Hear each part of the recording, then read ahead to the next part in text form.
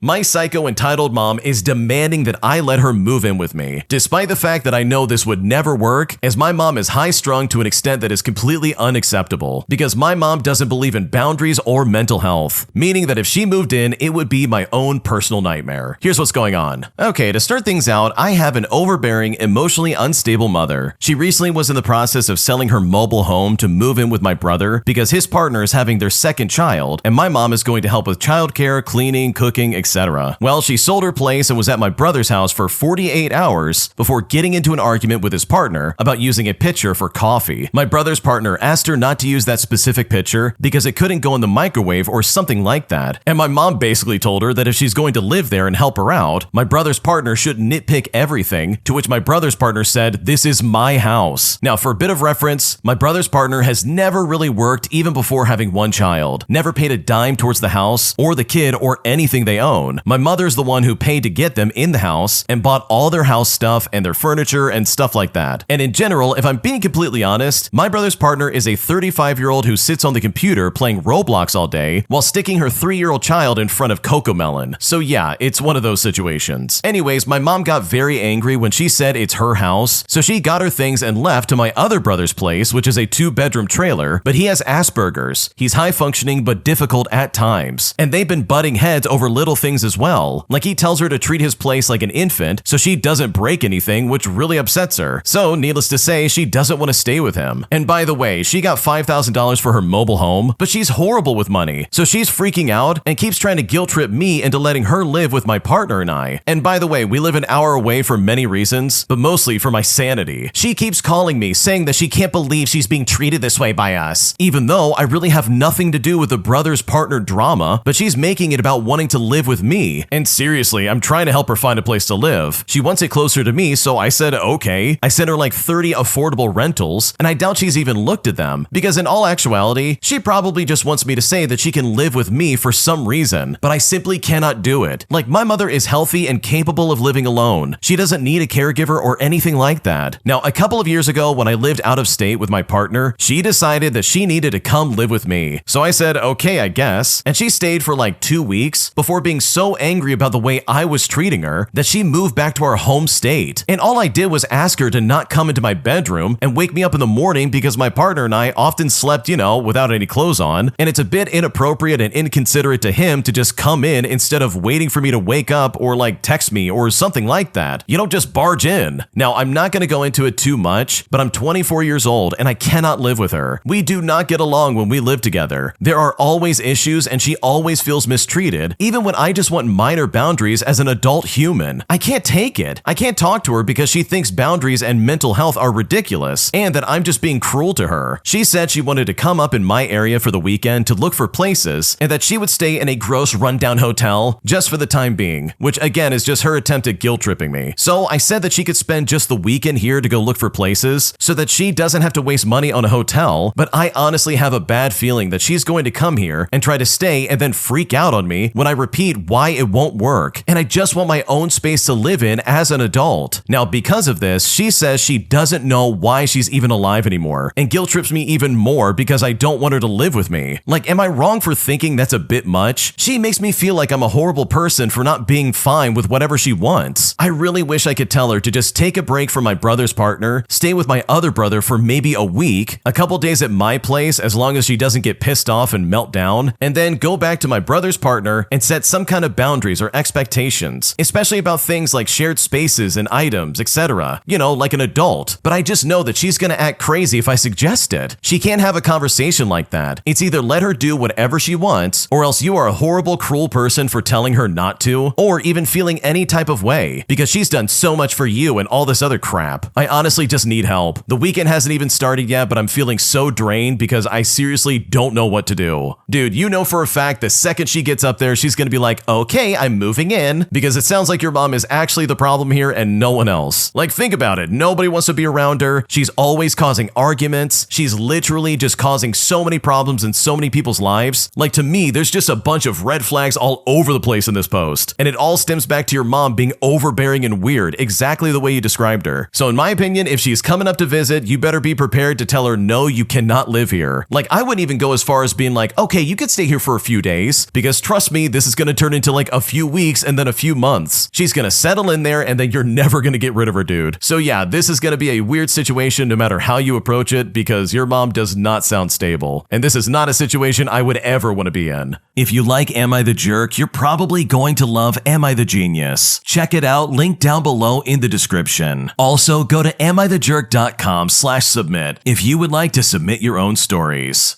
My restaurant job laid me off even though I did nothing wrong according to my manager. And now I'm kind of stunned because I seriously just don't know what to make of this. Here's what's going on. Okay, so I walked into work 3 days ago where my manager pulled me outside and said that they had let me go. Now I was completely blindsided and I asked if I did anything wrong. He said I did absolutely nothing wrong and that they're just making front of house changes and want to transition more into fine dining and that the owner didn't think that it was a good fit, which really confuses me because I literally worked at a fine dining place right before I got my job there, and they absolutely knew that. I mean, that's one of the reasons why they hired me. At first, I thought it was because I was the last in, first out type of situation, because we have been getting pretty overstaffed, and technically I am the newest, but that doesn't make any sense because a new server they hired 2 weeks ago is staying over me. Apparently, I'm not the only server who got cut either, so that's kind of giving me some peace of mind as well. Now, I will admit there were some times I was frustrated with this job, all because of favoritism when it came to who got certain shifts and some of the shift numbers. It is a small place and we're all around the same age, so the manager is friends with a lot of the staff outside of work. I hung out with them sometimes, but I just wasn't one of those people who vibe with him, I guess. It definitely showed in the schedule sometimes because of how unequal the shift numbers were per week there, as well as who got bartending shifts, etc. But you know what? I sucked it up because it was good money. I will also admit that my schedule did become very limited to only over the weekends recently because of grad school starting. So I wonder if that had anything to do with it as well, but I honestly just don't know. So does anyone know if it was just the multiple factors I listed, or is it something that they're just not telling me? It just sucks because despite its flaws, this was still my favorite serving job I've ever had. What should I do?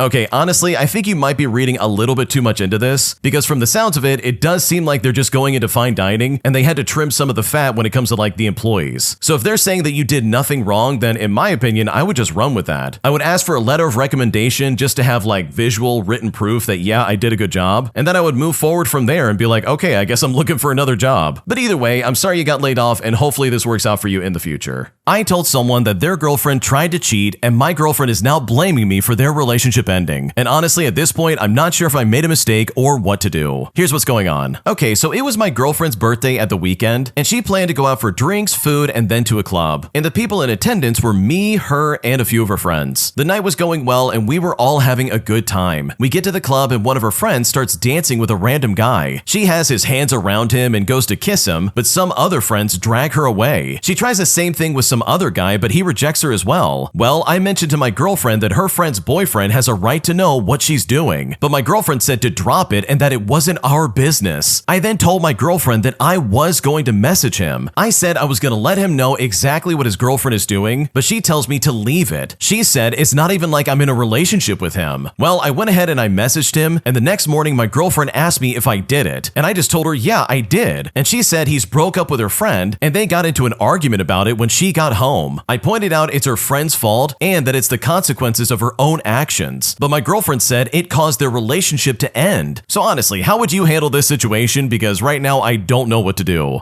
Okay, holy crap, I can't believe your girlfriend is saying this. First of all, you're not crazy for calling this out and like reporting it to the boyfriend, because if I found out my girlfriend was doing that, I absolutely would want to know. Like, dude, this is unacceptable. Your girlfriend is 100% in the wrong. Like, does she really think this is something you should drop and be like, it's none of our business, let's look the other way? Because this is unacceptable. Like, dude, you can't possibly be okay with this. It also kind of makes me wonder, is the girlfriend doing that to the original poster? Like, I don't know about you, but that is really sketchy, and that is a massive red flag. Clearly, the girlfriend is okay with cheating happening if nobody says anything and we all just kind of look the other way. Like, that's not okay, man. Like, what's going on right now? She literally would rather hide her friend's cheating than actually do the right thing. And seriously, it is crazy that she's trying to blame you for that relationship falling apart, because this is not your fault. This is literally her friend's fault and no one else's. So no, you're not in the wrong, and you're definitely not the jerk, because this was the right thing to do regardless of what your girlfriend says. My best friend learned the hard way why you don't steal my snacks, as I set him up for failure in a hilarious fashion after he stole one too many Cheetos off of my desk. Here's how I did it. Okay, so my roommate has this terrible habit of just borrowing my stuff, and the borrowing usually happens with my food. I'll grab some snacks, leave them in my room, and by the time I'm craving them, they're just completely gone. Last week, I splurged on a giant bag of flaming hot Cheetos. They were my special treat after a rough week. I put them in my room with a note that literally said, "Jake, I will end you if you eat these." And naturally, they disappeared the next day. Now, I'm not into yelling or drama. I prefer petty revenge instead. So I came up with the most harmless but glorious prank I possibly could. You see, Jake has a desk job and hates getting up once he sits down. So the night before, while we were all hanging out, I snuck into his backpack and filled the entire bottom pocket with a bunch of loose Cheetos. I then crushed them into Cheeto dust too, so it was extra messy. The next morning, he grabs his laptop and notes like usual. But what he didn't realize is that he had a meeting with his boss later. He reaches in his bag at work and then bam, bright orange Cheeto apocalypse all over his important paperwork and laptop. I then got a furious text message of him saying, "Dude, what did you do to my bag?" And needless to say, he was mad for a day, but then admitted it was fair play. And so far, he's stopped stealing my snacks, and hopefully that stays that way because this is absolutely something I could do again in the future. Okay, I love this because not only is this hilarious, but also your friend literally said, okay, this is totally fair. Like, it's one thing to get petty revenge and not really have any kind of resolution, but it's the fact that the friend's like, okay, yeah, this is completely fair. Like, that part is hilarious in my opinion, and I love the way this ended. Am I the jerk for putting my foot down with my mother-in-law after she literally has been very invasive about her religion in my house? Here's what's going on. Okay, so my husband and I have been together for 12 years, and his family is extremely religious, and I don't have an issue with that. We are Catholic, but his parents' mom, to be exact, are on another level. She goes to church 4 times a week, carrying anointed oil with them, believe any priest on YouTube, push religion on me, etc. I don't need 56,000 pictures of Jesus or Mary in home to believe in my faith. Now, when we've taken vacations and they stay with our dogs at our house, every time she stays, she puts oil on my doors. She writes a holy math equation on the door with crayon and puts rock salt in every corner of the windows in the house. She says it's all holy, but I've asked her to please stop. I don't believe in all of that stuff, and I'm good with holy water and a Bible. But here's the thing, she comes in and does it behind our backs. And then when I tell my husband, he confronts her and says that she didn't do it. My husband and I have had arguments over this, and today I discovered oil in the shape of a cross in my daughter's room on the walls, all the way to the point where it was dripping on the baseboard and the carpets. So seriously, am I the jerk for wanting to put our dogs in a dog hotel while on vacation and to take her house key away because she literally can't be respectful of our wishes? What should I do? No, you are not the jerk. This sounds incredibly intrusive because I'm right there with you. Just because someone practices their faith a little bit different than you doesn't mean they get to push it on you in such an obnoxious way. Because dude, you're spreading oil all over my walls, man. You gotta stop doing that. Stop drawing on my doors with crayon and put the rock salt anywhere else but my house. Like, I don't care how religious you are. That's just intrusive and very disrespectful. So no, you're not the jerk, and I really think you're in the right in this situation.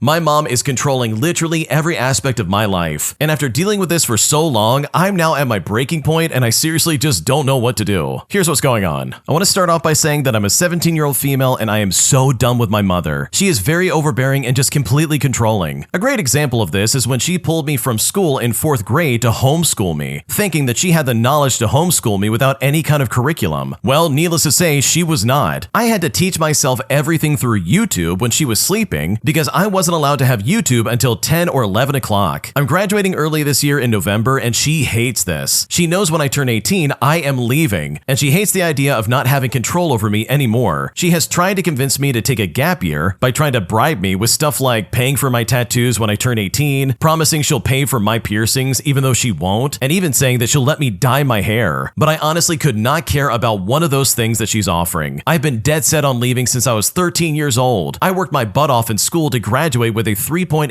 GPA and a year early. She also won't let me get a job that I would be at longer than a few hours on the weekend, like it's some fun activity that she's rewarding me with. So I normally do my schoolwork at night so that she can't make me feel bad for being ahead. Well, she eventually caught on, and she's now making me put my phone and laptop in her room at night. I'm honestly going crazy, and I seriously just don't know what to do. Oh man, I feel so bad for the original poster. This is so obnoxious. You mean to tell me that your mom pulled you out of school so that she could homeschool you, and yet here you are not being homeschooled? Like, this is so stupid. This is obnoxious, this is really dumb, and I just can't believe that she's doing that to you. It also doesn't help the fact that you're literally having to do all this on your own. You're going to YouTube to learn everything, you're having to stay up late just so she doesn't get in the way, and throughout all of this, she's seriously trying to discourage you from graduating early. So seriously, if no one's ever said it, your mom's an idiot and you are absolutely on the right track. And hopefully you're able to get out of there sooner than later. Am I the jerk for telling my sister-in-law that I don't want to pay for her dog that she literally manipulated us into taking in the first place? Because right now this whole scenario is crazy and I just don't know what to do. Here's what's going on. Okay, so my sister-in-law and her husband got a puppy that is a restricted breed. They live somewhere where aggressive restricted breeds are not allowed, and they were aware of that when they purchased her, but I guess they were planning on hiding her and got her regardless of their location. Well, one night my husband and I get a phone call of her freaking out. She was frantically asking us to take her dog. She said, "Oh, we have to get her out tonight. I'll drive her to you." For reference, they live 8 hours away. And on top of that, they have a newborn baby. Now, we didn't want to take the dog because we have 4 cats. We are cat people. We like it calm and peaceful. And when we told her that, she's like, "Well, get rid of your cats." And it's like, are you kidding me? Excuse me? Well, fast forward and we crumble under the manipulative pressure and we take the dog in. We were planning on keeping her, but my sister-in-law wanted us to pay $1,500 for her. Apparently, they got her for $5,000.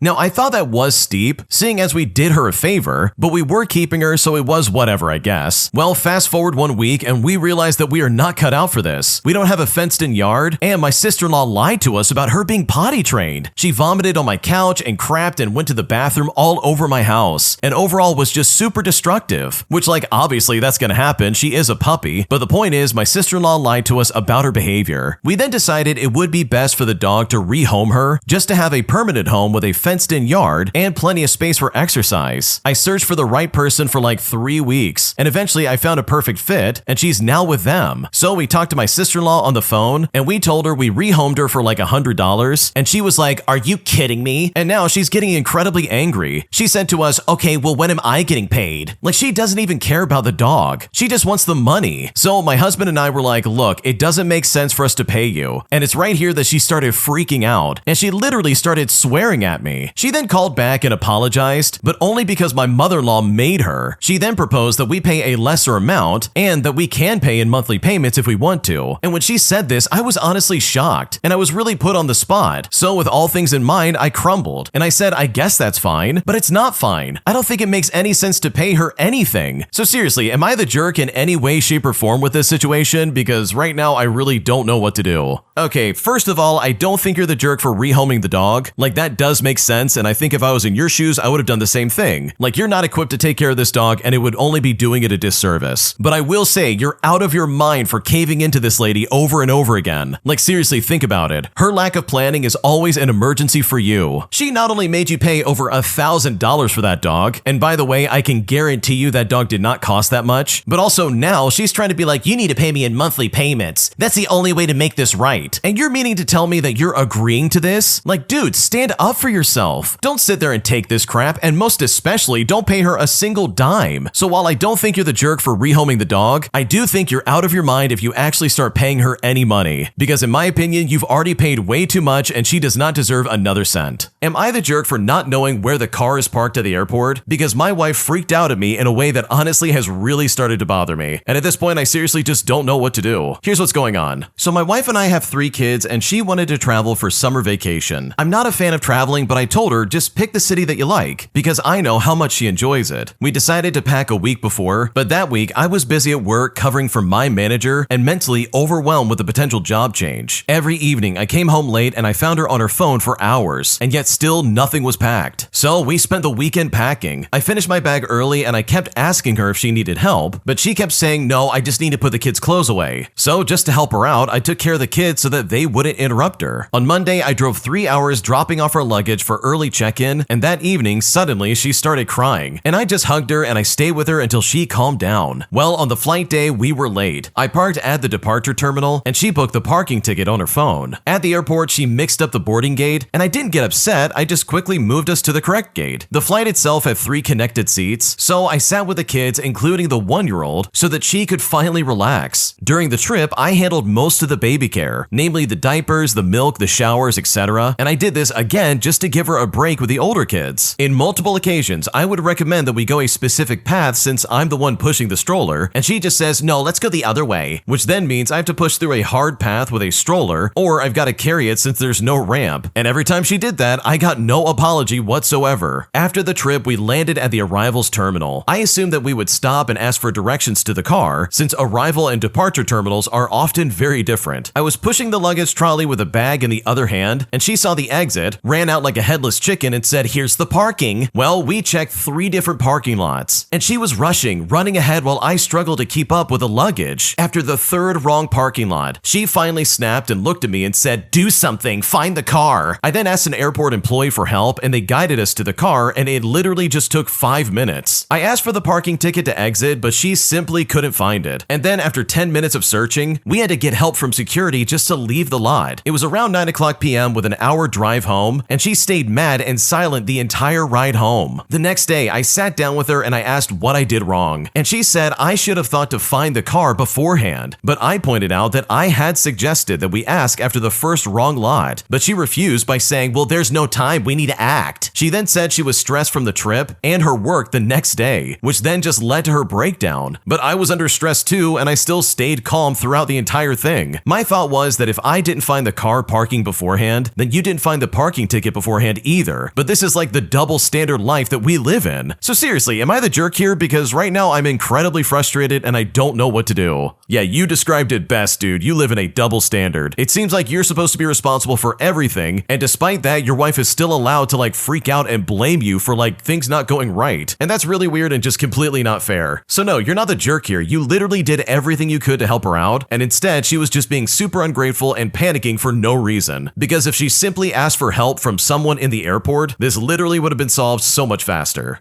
Entitled mother tries to bribe my teacher to pass her demon child. Ends up backfiring brutally. Here's what happened. Subscribe to Am I the Jerk on YouTube and hit the bell for notifications.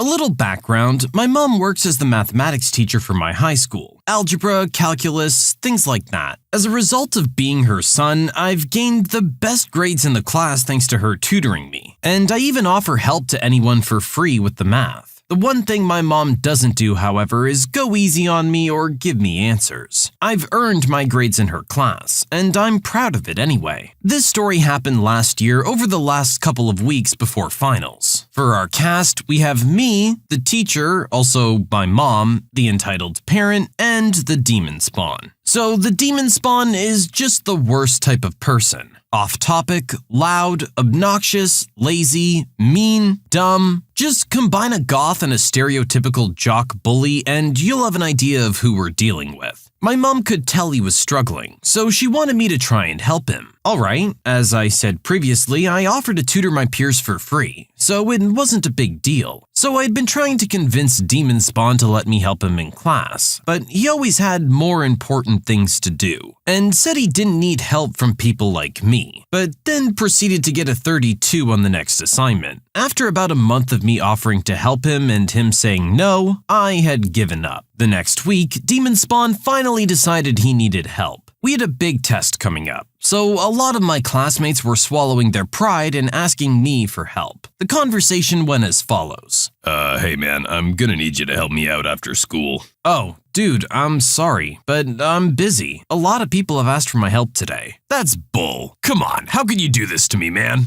Well, I've been trying to help you this entire semester and… Don't lie to me, man. You've never offered to help me once. Okay, look, I'm not free today, but how about tomorrow? But tomorrow's Saturday. Yep, I'm free almost all afternoon, so we have plenty of time. We can meet here in school. I ain't going to school on an effing Saturday, you idiot. Well, I have work on Sunday and other tutoring sessions, so tomorrow is really your only option.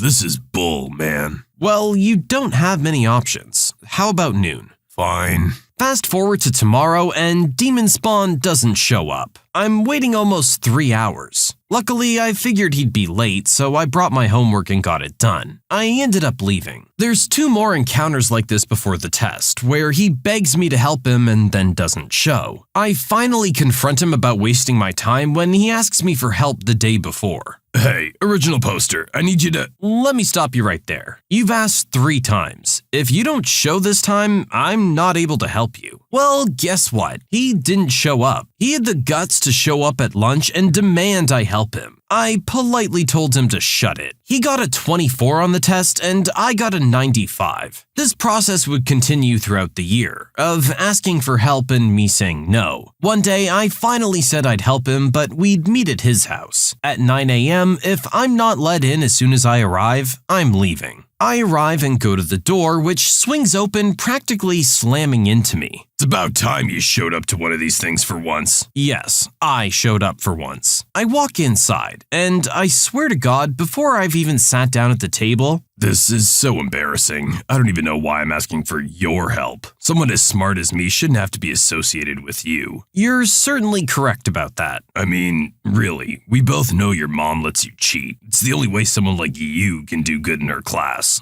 Alright then, hope you do well. I never even sat down and was already leaving. What are you doing? Well, like you said, someone as smart as yourself shouldn't have to be associated with me. I'm sure you'll figure it out. Or at the very least, learn not to insult people who you need to help you. How dare you? Entitled Mother comes out of nowhere, sporting the classic Karen haircut and enough fat that she'd probably be confused for a whale if she was at SeaWorld. How dare you not help my angel? I'm thinking to myself, oh, that explains a few things. Mrs. Demon Spawn, your son insulted me and not only seemed ungrateful for the time F your time! I need your help, you idiot! Don't you understand anything? What do you possibly have to do that's more important than helping my baby? Not get screamed at, mostly. I began to leave, with the 2 of them screaming profanities at me, and Entitled Mother throwing a cold McDonald's coffee at me. I was done, and got in my car and left. This was the 2nd week before finals, and the next week, chaos broke loose. My mom and I were looking over assignments for all the classes, seeing what was missing, so we could remember whoever was missing them so they could get it in. Demon Spawn had 13. My mom makes Demon Spawn a deal. If he can get all the remaining assignments in, she'll give him full credit, and won't count points off for being late, but only if all 13 are done by Friday of that week. What follows is him begging me for help, and me deciding it'd help me review for the test. He actually showed up and we worked through the assignments. He was decent throughout, nothing worth mentioning. Anyway, Friday rolls around and he had got them all finished. Not well, despite my best efforts. He seemed to enjoy not listening to my help, but they got done.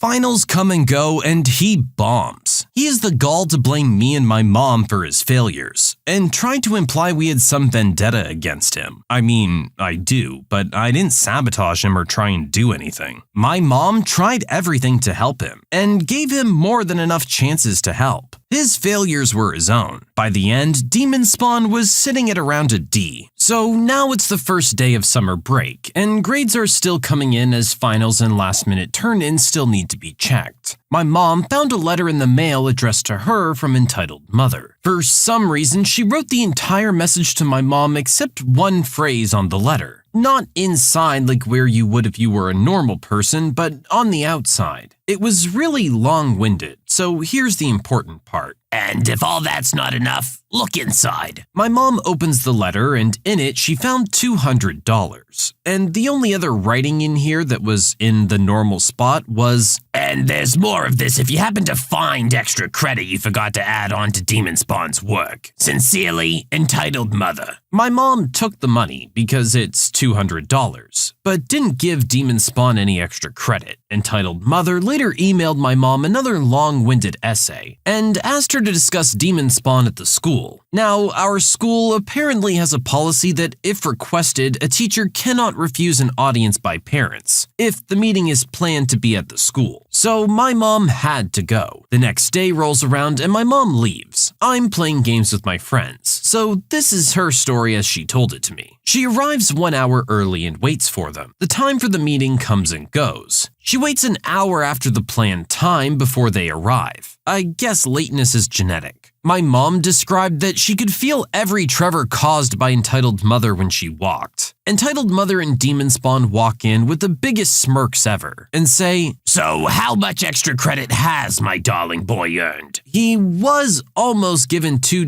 Sweet, 2 dozen. That's fantastic. I knew I could count on you. chances for extra credit throughout the year, which easily would have brought his grade up from a D to a C-.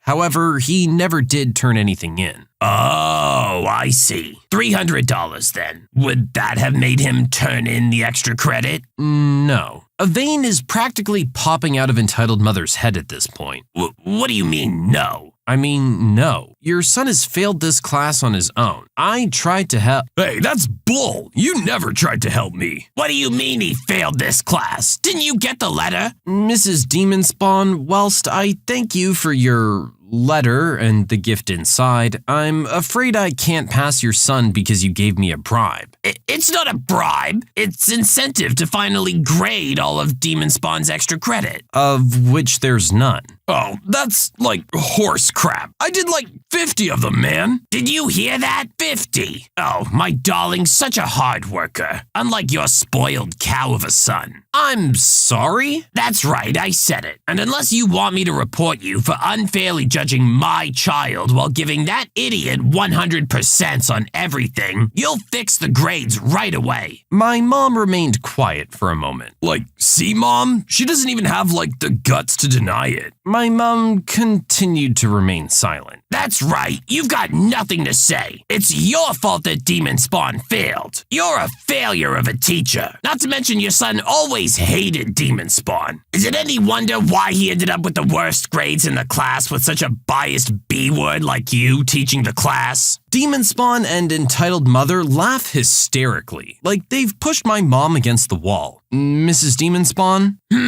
Have you come to your senses? Oh, when can we expect to see the grade changes? Mrs. Demon Spawn, within half an hour you've tried to bribe me, insult me, attempt to claim you've done work which you clearly haven't. Yes, I did, Mom. She's totally lying. You hear that? We're on to you. We can see through your lies, you whore. But not only all that, you had the gall to insult my son? Psh, when did that happen? I told you, the B word's crazy. I want both of you out of my office now, and I won't be teaching your son next year. We live in rural Nebraska, and my mom's the only mathematics teacher of the only high school in, 100 miles. So this is a freaking nail in the coffin for these two.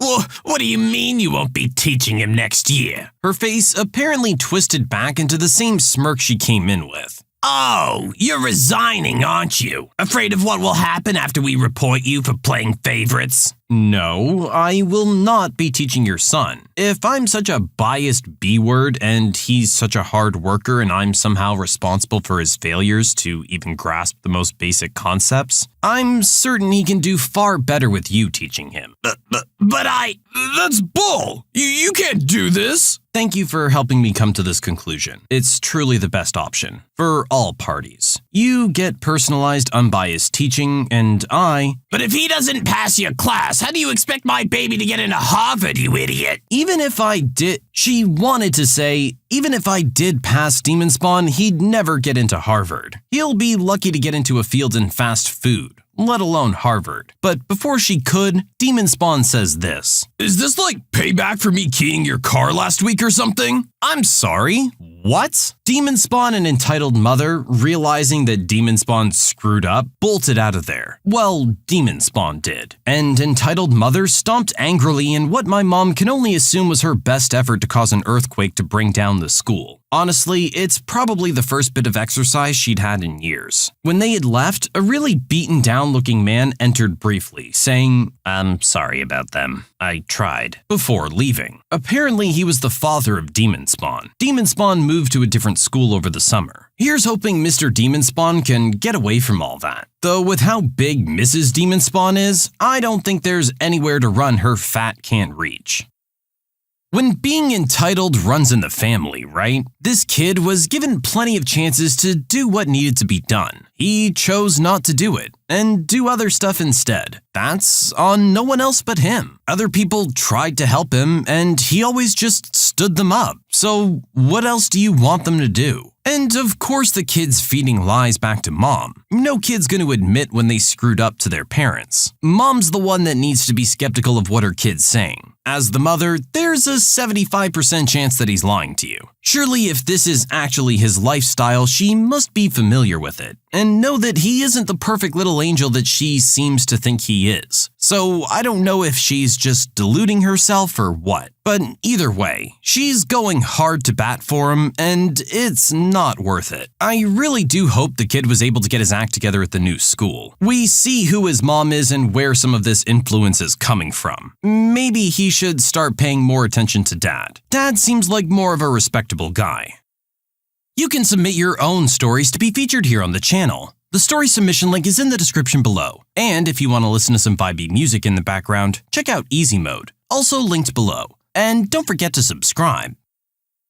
Arrogant couple steals items right in front of me and returns them right in front of me. This happened when I was working at a big retailer everyone loves to hate. This particular day I was on self-checkout. It was very slow and being on self-checkout made it even more so. I was spending most of my time straightening candy or refolding the same cloths that customers would just throw back on the rack as soon as I folded them. At this point, it is worth mentioning the juniors department was right in front of these self-checkouts, and the service desk was right next to me. I had a clear view of both departments. In walks a guy with a woman and their probably about a year-old child in a stroller. They head straight to the junior section. While there, they pick out a pair of jeans or two, look me straight in the eye, and smile. I smile back. At this point, I have no reason to be suspicious. However, I do have a clear view of a large area, and it not being very busy, I'm noticing everything going on. That's why I see when he hands the woman the jeans. She walks over to the service desk and exchanges them. My mouth almost hit the floor. They knew I saw them pick them up, and they had to know I could see them returning them from where I was standing. I get on the phone at my register after they leave the service desk to do more shopping, and call the girl who did the return. I ask her if they returned the jeans, and if they had a receipt. Of course, the answer was no, and her first question was, did they steal them? I let her know what I saw, and she called assets protection to the service desk, using our code word as not to alert the shoppers. They review the footage, and sure enough, my suspicions were correct. Asset protection then calls the police, who are waiting at the entrance when the couple leaves. They check them, and they have merchandise stuffed in the diaper bag and the stroller under the kid. They also charged them not only for the jeans they returned, but also the cigarettes they bought with the gift card they got from them. I don't know how much they stole that day, but I do know it was enough to be a felony, which in Georgia I believe is $500. That was probably the most proud moment of my retail career. I even got a handshake from our store manager, who was kinda hard to deal with. We got along a lot better after that day. This is a classic scammer move. A lot of these places that do returns without receipts, people will try and pull stuff like this. Or they'll sit around at the garbage just outside and grab a receipt that someone just threw out, walk inside, grab the item, and go to return it with that receipt. That one's a little more involved and a little less blatant, but just picking something up off the shelf and walking over to the return desk as if you're returning it is a really gutsy move. Anyone who's paying any kind of remote attention is gonna notice that. In this case, you looked an employee right in the eye and smiled, and still went through with it. Our original poster said that when they exchanged the smile, they had no reason to be suspicious at that time. I think that was the perfect time for the red flags to be going off. He was specifically looking for you. He's keeping an eye out so he can steal something. Once you guys made eye contact, he feels obligated to smile because now he's been caught looking. Trust me, those are the people you want to keep an eye on. Karen smacks her kid when the kid's trying to tell her that she's being a Karen. First, some background. I was 29 at the time when I became the manager of a small retail store in a small town. So therefore, we didn't have any incidents with outrageous customers. I personally liked this because my self-esteem was very low, and honestly, I just didn't like talking to people. Onto the story. I walk into the store with a couple of customers already looking at items on the shelves, along with one of the employees smiling and waving at me. I smile and wave back, and walk through a door into the break room. I didn't have breakfast that morning, so I grab a muffin and start eating so I can check up on everything. I had recently just started the position as manager, so I wanted to try and be somewhat efficient. A couple minutes later, the employee walks in. Hey, there's a lady out there with her kid. She's asking to see the manager. She also says that she knows you very well. Me not knowing what to do. Okay. I walked outside and introduced myself. Hello, I'm the manager. What do you need? You're not the manager. I knew him. Get me the real manager. Ma'am, I am in fact the manager. I don't know who else you could be talking about. And then it hit me. She must be talking about the old manager. Oh, do you mean old manager? Yes, I mean old manager. Why is this so difficult for you? Ma'am, he doesn't work here anymore. And if you continue to yell, we'll have to make you leave. And mind you, the girl hadn't said a word so far. She just kept looking down, embarrassed. Mom, come on. Let's just pay for our stuff and go home. No, I will see your manager. Ma'am, I'm gonna have to ask you to leave. She eventually just kept yelling and rambling on about how we can't just lie saying that I'm the manager, and that we should be fired. Mom, let's go! This is why Dad keeps getting mad at you! Karen looked down at her and smacked her. Nice employee ran around the desk and grabbed the child's hand, and sat the kid down while I called security. Karen went nuts on security, and we called the police. I heard that the Karen had to go to court because she ended up assaulting one of the police officers as well. Even after I heard about everything going on with Karen, I never heard about what happened with the kid. I felt bad. Along with that, I never found out what the lady needed in the first place. I never asked nice employee because she gave me a 2 weeks notice a couple days later. On her last day, I wished her well and never saw her again.